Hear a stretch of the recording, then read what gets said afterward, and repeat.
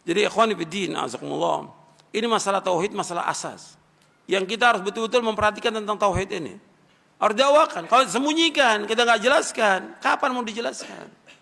Orang sering menunda, nanti dulu, nanti aja, belum waktunya. Tauhid yang dijelaskan oleh para anbiya wa rasul itu pertama kali mereka dakwah.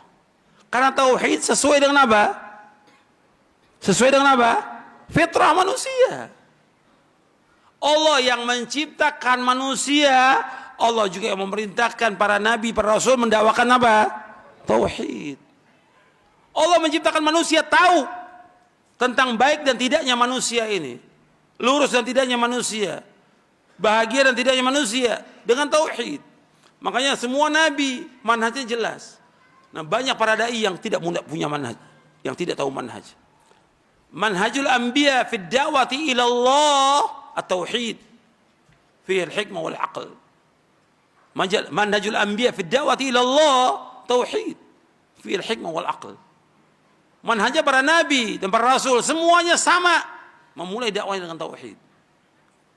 Itulah dakwah yang hikmah. Dakwah yang dikatakan dakwah yang hikmah, menjelaskan tentang tauhid, menjelaskan tentang syirik, itu hikmah. Dianggap oleh sebagian masyarakat dakwah tauhid dakwah apa? Keras, tidak hikmah. Lantas yang hikmah bagaimana? Mengikuti masyarakat. La haula wala quwwata illa billah. Ya rusak agama ini.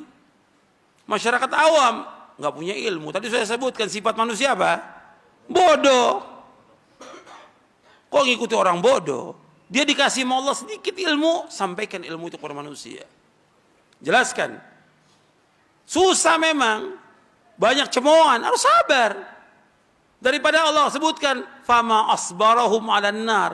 Kok mereka sabar dengan masuk neraka? Mendingan sabar di dunia dengan celaan, cacian, tetap untuk memperjuangkan tauhid. Daripada nanti dimasukkan ke dalam neraka. Berapa tahun dimasukkan neraka? Jutaan tahun. Kok sabar? Nggak sabar 60 tahun dakwah ini nggak sabar. Celaan, cacian, makian dihalangi dakwah ini. Masjid dihalangi, jalan terus dakwah. Nggak boleh berhenti dakwah ini. Ini dakwah benar, sesuai dengan fitrah manusia. Orang betul akan memadamkan cahaya ini, tapi orang akan memadamkan cahaya ini, tapi Allah akan tetap menghidupkan dakwah ini. Nggak boleh berhenti, nggak boleh takut pada manusia. Allah sebutkan wala yakhafuna laumatal laim. Mereka nggak takut celaan orang mencela. Orang celah nggak ada masalah mencela. Celaan manusia nggak akan merendahkan diri kita di sisi Allah Taala. Dan pujian manusia nggak akan mengangkat derajat kita di sisi Allah Taala. Itu harus ingat itu. Prinsip dalam hidup kita, celaan manusia, mau orang celah kita nggak akan merendahkan diri kita di sisi Allah Taala. Karena kedudukan kita tergantung dari iman kita, takwa kita kepada Allah, amal soleh kita. Pujian manusia, banyak orang muji kita, nggak akan mengangkat derajat kita di sisi Allah. Karena Allah akan melihat apa? Tentang imannya dia, ikhlasnya dia, ilmunya dia, amal solehnya Allah lihat ya gimana. Bukan pujian manusia. Tapi dakwah ini harus jalan. Makanya antum lihat, para nabi dan para rasul dipuji atau dicela oleh umatnya? Dicela. Kita nggak mengharapkan celaan manusia. Tapi kita tetap wajib mendakwakan dakwah ini. Kita ingin cari redhonya siapa? Allah, bukan redhonya manusia. Nabi Muhammad SAW ketika Nabi belum mendakwakan dakwah tauhid, dipuji nggak Nabi? Dipuji, disanjung. Tapi ketika Nabi mendakwakan dakwah tauhid, dicela Nabi, dihina, diejek, dilecehkan, dilempari dengan batu, sahabatnya disiksa, sampai ada di antara mereka yang dibunuh. Kenapa? Tauhid. Bukan mempertahankan segala macam, bukan.